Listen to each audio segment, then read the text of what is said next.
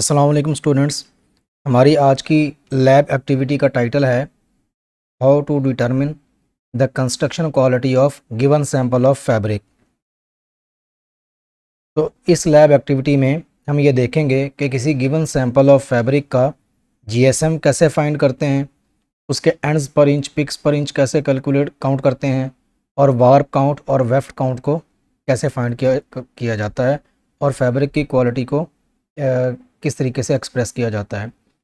तो फैब्रिक का जो जीएसएम है वो according to ASTM D3776 standard find किया जाता है, जिसमें जीएसएम का मतलब होता है ग्राम पर स्क्वायर मीटर, यानी फैब्रिक की लेंथ और विड्थ अगर 1 मीटर हो, 1 स्क्वायर मीटर का फैब्रिक हो तो उसका वेट कितने ग्राम्स में आता है, इसको ग्राम्स पर स्क्वायर मीटर कहते हैं।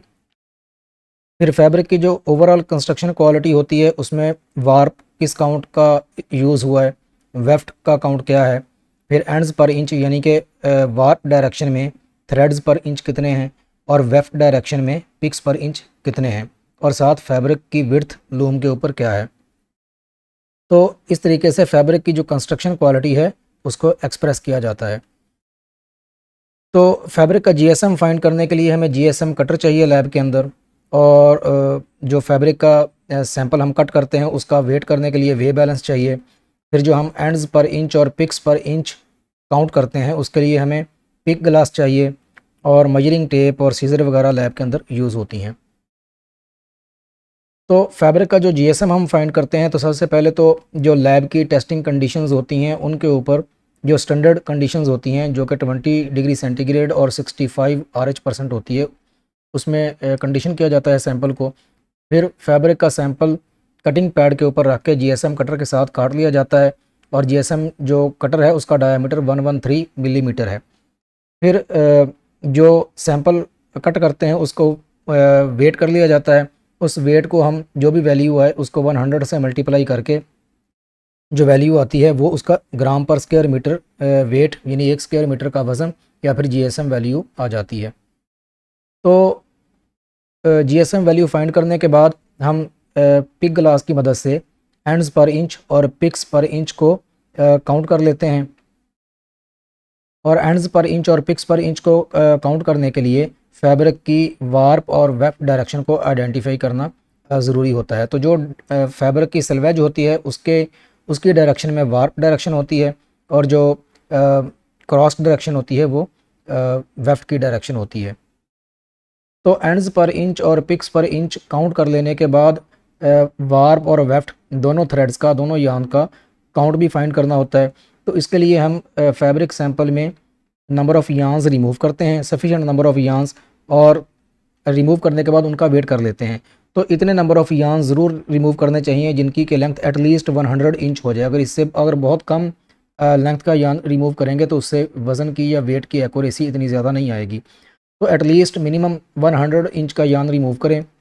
रिमूव करने के बाद उसको वेट करें, और फिर इस लेंथ और वेट को यूज़ करते हुए ये वाला फार्मूला लगा के, जो कि इस फार्मूले की मदद से हम काउंट ऑफ द यार्न कैसे फाइंड करते हैं इसके लिए एक अलहदा से वीडियो चैनल के ऊपर मौजूद है।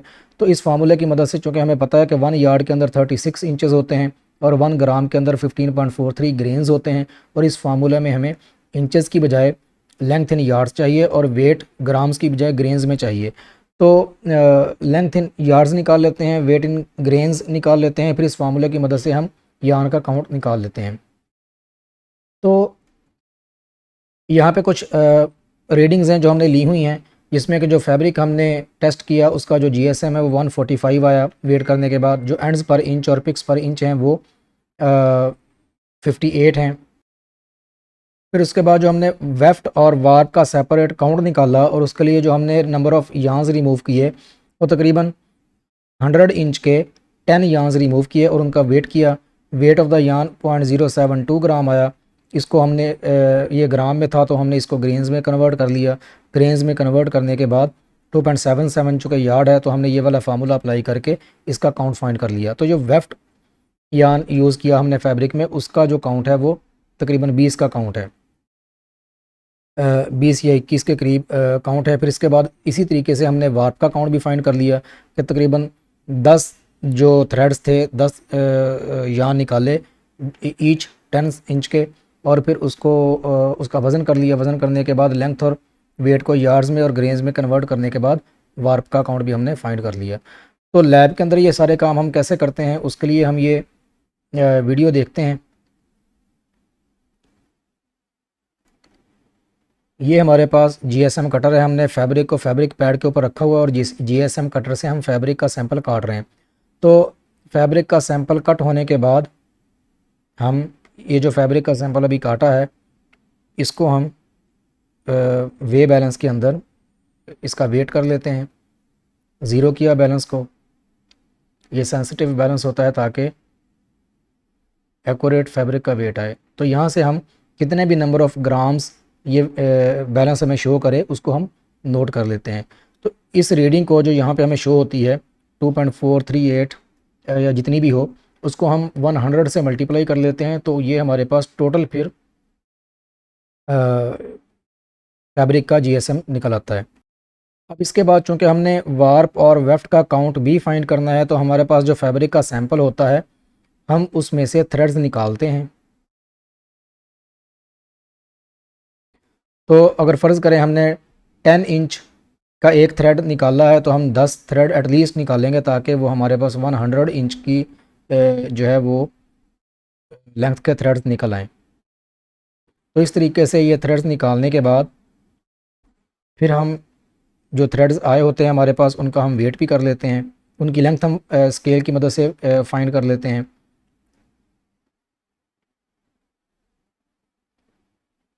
तो नंबर ऑफ़ थ्रेड्स फ़र्ज़ करें अगर 10 हैं और एक की जो लेंथ है वो स्केल के ऊपर 10 इंच है, तो 10/10 ये तकरीबन 100 इंच बन जाता है। तो इस तरीके से हमारे पास जो टोटल लेंथ है इन यार्ड्स थ्रेड की वो निकल आती है। तो इस तरीके से लेंथ नोट कर लेने के बाद अब नेक्स्ट हम ये जो हमने थ्रेड निकाले होते हैं इनको वे बैलेंस में इनका वज़न कर लेते हैं। 0 करते हैं पहले बैलेंस को, फिर उसके बाद ये थ्रेड का हम वज़न कर लेते हैं। तो यहाँ से हमारे पास जो रीडिंग है वेट की वो आ जाती है। तो इस तरीके से हम वार्प और वेफ्ट दोनों के लिए सेपरेट हम उनका वेट करते हैं और वेट करने के बाद ये वाला फार्मूला लगा के वार्प और वेफ्ट दोनों का अलग-अलग काउंट फाइंड कर लेते हैं। तो हमारे पास इस प्रैक्टिकल में जो वार्प और वेफ्ट का काउंट आया वो वार्प का काउंट भी तकरीबन 20 का है और जो वेफ्ट का काउंट था वो भी 20 या 20 या 21 का काउंट हमारे पास आया। अब हमारे पास फैब्रिक का जीएसएम भी निकला। एंड्स पर इंच हमने काउंट कर लिए पिक ग्लास की मदद से। Pics per inch, ends per inch दोनों हमारे पास 58 हैं। तो इसके बाद अब हमने फैब्रिक की क्वालिटी को एक्सप्रेस करना है। तो फैब्रिक की क्वालिटी को एक्सप्रेस करने का ये फार्मूला है कि ऊपर वार्प काउंट और वेफ्ट काउंट होता है और नीचे ये एंड्स पर इंच और पिक्स पर इंच और साथ इसमें फैब्रिक की जो विड्थ लूम के ऊपर प्रोड्यूस होनी होती है। तो हमारे पास चूँकि वार्प और वेफ्ट दोनों का काउंट 20-20 आया और एंड्स पर इंच और पिक्स पर इंच भी 58 हैं, सेम है। तो और फैब्रिक की जो विड्थ थी वो 20 थी। तो इस तरीके से हमारे पास इस तरीके से हम फैब्रिक की क्वालिटी को एक्सप्रेस कर देते हैं। अब जो हमारे पास फैब्रिक का जीएसएम आया उसको हम वेट की बजाय फार्मूला की मदद से भी निकाल लेते हैं कि जब हमें पता हो कि एंड्स पर इंच इतने हैं, पिक्स पर इंच इतने हैं और वार्प का काउंट भी हमारे पास हो, वेफ्ट का काउंट भी हो, तो हम फिर ये वाला फार्मूला लगा के कि ends per inch divided by warp count plus picks per inch divided by weft count और मल्टीप्लाइड बाई 25.4 ये फार्मूला लगा के भी हम फैब्रिक का जीएसएम निकाल सकते हैं। तो हमारे पास जो ये वैल्यूज़ थी उनको पुट करने के बाद जो फैब्रिक का जीएसएम आया वो 144.51 ग्राम पर स्क्वायर मीटर आया। तो हम यहाँ से देख सकते हैं कि भाई फार्मूला जो जीएसएम है वो तकरीबन सेम है जो हमने जीएसएम कटर की मदद से सैंपल काट के उसका वज़न करके जो जीएसएम निकाला। तो इस तरीके से ये फैब्रिक की जो कंस्ट्रक्शन क्वालिटी है उसको हम इस फार्मूला की मदद से एक्सप्रेस कर सकते हैं और बाई फार्मूला भी ये जीएसएम निकाला जा सकता है। तो आज की वीडियो में हमने देखा कि फैब्रिक की कंस्ट्रक्शन क्वालिटी को एक्सप्रेस कैसे करते हैं और ये लैब के अंदर इसकी टेस्टिंग कैसे की जाती है। Thank you.